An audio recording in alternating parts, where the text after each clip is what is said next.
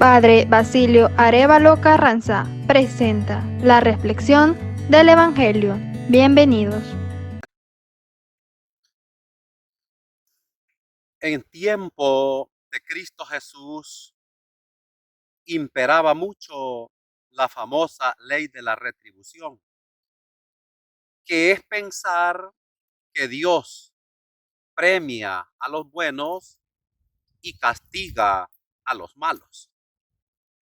Pero Jesús viene a desmontar esa postura y a decir que Dios no es vengativo, que Dios no se parcializa y que por tanto eso de que Dios premia a los buenos y castiga a los malos, eso no existe. El Dios de Jesús es el que hace salir el sol sobre buenos y malos, caer la lluvia sobre justos y pecadores. Dios nos ama a todos. Veamos lo que nos dice el Evangelio de este tercer domingo de Cuaresma, que justamente nos va a sacar de ese conflicto de la ley de la retribución. Veamos por favor Lucas en el capítulo 13, versículos 1 al 9, dice la palabra del Señor. En aquella ocasión se presentaron algunos a contar a Jesús lo de los Galileos, cuya sangre vertió Pilato con la de los sacrificios que ofrecían. Jesús les contestó: ¿pensáis que esos Galileos eran más pecadores que los demás Galileos porque acabaron así?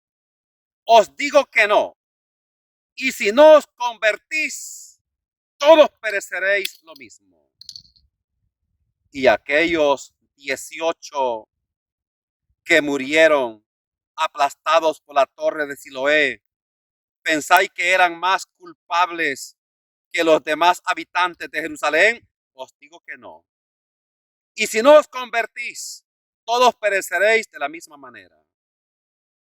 Y dijo esta parábola: uno tenía una higuera plantada en su viña y fue a buscar fruto en esa higuera y no lo encontró. Córtala. ¿Para qué va a ocupar terreno en balde? Pero el viñador contestó: Señor, déjala todavía este año. Yo cavaré alrededor y echaré estiércol a ver si da fruto. Y si no, el año que viene la cortarás. Palabra del Señor. En este tercer domingo de Cuaresma, queridos hermanos y hermanas, Jesús va a aclarar estas dos cosas. Número uno, con dos ejemplos. El caso de aquellos hombres que mató Pilato, aquellos galileos, y Jesús dice a aquellos que le habían llegado a contar: ¿pensáis que esos galileos eran más pecadores que ustedes porque murieron así? Les digo que no. Y agrega: si no os convertís, pereceréis igual.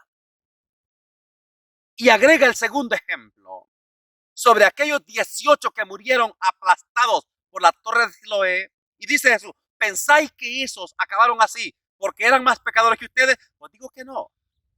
Y si no os convertís, terminaréis lo mismo.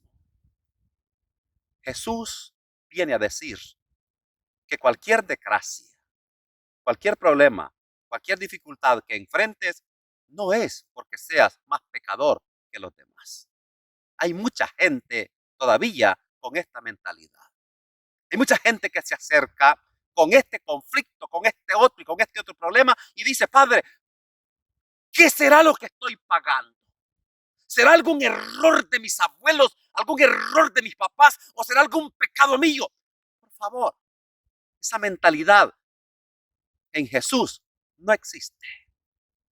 Insisto, el Dios de Jesús no hace distinción de persona. Nos ama todos. Segunda cosa, Jesús es clarísimo y nos dice hoy, si no os convertís, este evangelio vuelve a hacer énfasis en la primera gran palabra de Juan el Bautista cuando empieza su ministerio público: convertidos. Este evangelio vuelve a hacer énfasis en la primera palabra de Jesús cuando empieza su ministerio público: convertidos, el reino de los cielos se ha acercado. Y curiosamente, este evangelio vuelve a hacer énfasis en la primera palabra del apóstol Pedro en aquel gran discurso de los Hechos de los Apóstoles: convertidos. Por tanto, la conversión, el cambio de vida, es fundamental, es indispensable en nuestra vida cristiana. Ahora, yo quiero dejar claro que las grandes conversiones en la Biblia no es porque les han anunciado un día ardiente como un horno. No es porque les han anunciado el lago de fuego. No es porque les han anunciado el infierno. No es porque les han anunciado el fin del mundo. No es porque les han dicho que Cristo viene pronto y va a salvar a unos y condenar a otros. No, Señor. No, Señor. Quien nos aclara esto magistralmente es el apóstol Pablo.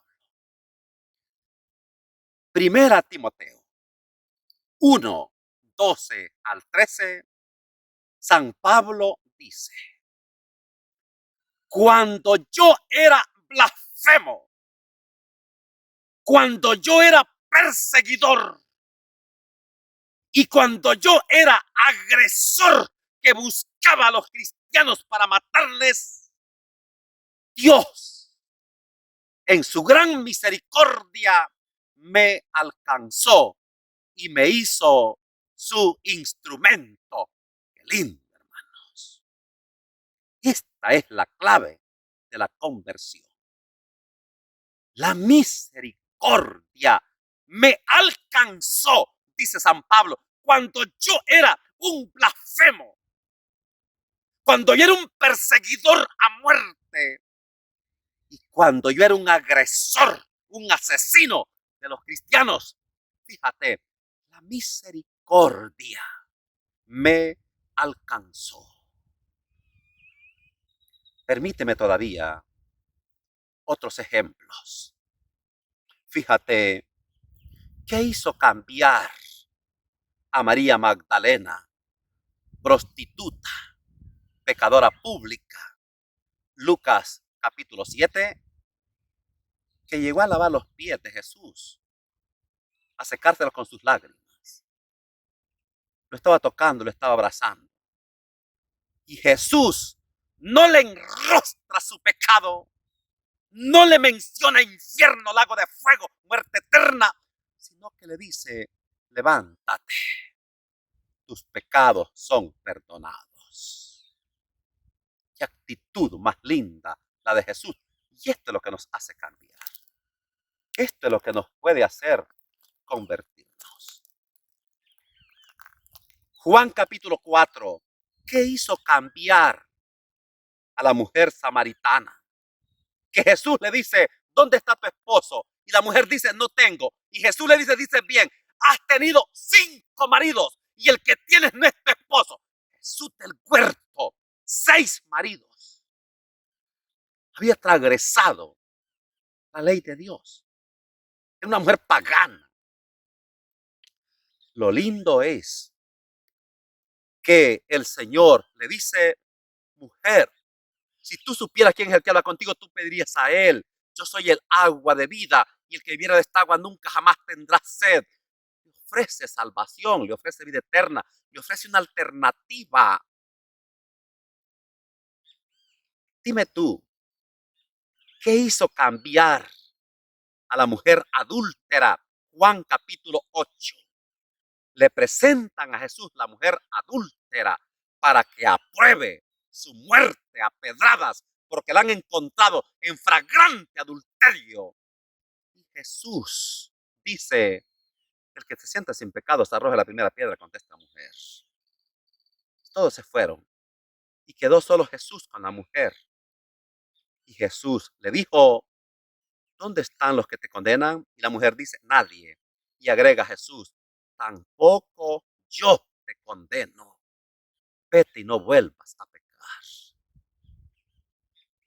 ¡Qué misericordia! ¡Qué ternura! ¡Qué amor la de Jesús! ¿Cómo es que todavía hay lectores de la Biblia tan estúpidos que para ganar adeptos y cobrarles el diezmo meten miedo a la gente y van a hostigar con el lago de fuego, la muerte eterna, el castigo, el infierno? Por favor, ¿cuándo van a entender que evangelio significa buena noticia? Mira despacio, Lucas capítulo 19, un ladrón, Zaqueo, quería ver a Jesús. No lo logra, porque muchos grandulones estaban alrededor de él. Corre, sube a un árbol, no lo vio. Jesús lo vio a él y le dice: Zaqueo, bájate, voy a hospedarme en tu casa. Zaqueo se baja muy contento, camina con Jesús y al llegar a la casa Jesús le dice: hoy ha llegado la salvación a tu casa. Yes, hermanos, qué lindo. ¿Cuándo vamos a entender la misericordia de Dios, la bondad, el perdón de Jesús? Juan capítulo 19, a la par de Jesús han crucificado un bandido, un ladrón, y todavía dice: acuérdate de mí cuando estés en el paraíso. Y Jesús le dice: de cierto te digo, hoy mismo estarás conmigo en el paraíso. Ahora bien, yo no estoy diciendo que Jesús perdona todo y que es permisivo y que debemos de hacer lo que nos dé la gana en este mundo y el Señor siempre nos va a perdonar. No, Señor. No, Señor. Jesús necesita un cambio y por tanto exige un compromiso, una responsabilidad, y por eso le dijo a la mujer adúltera: tampoco yo te condeno, vete, fíjate, no vuelvas a pecar. Lo que estoy diciendo es que lo que nos va a incentivar, lo que nos va a mover a seguir al Señor, es que nos ama y que nos espera con los brazos abiertos. Pero esto nos lleva a hacer un cambio en nuestra vida, morir al hombre viejo, revestirnos del hombre nuevo, Cristo Jesús, y llegar a decir como San Pablo: y ahora no vivo yo, es Cristo quien vive en mí. O como dijo el mismo apóstol: y para mí la vida es Cristo y el morir una ganancia. O como afirma el mismo apóstol: tengo los sentimientos de Cristo. Esa es conversión. Que el Señor esté con ustedes. Y la bendición de Dios Todopoderoso, Padre, Hijo y Espíritu Santo descienda sobre ustedes y permanezca para siempre. Amén.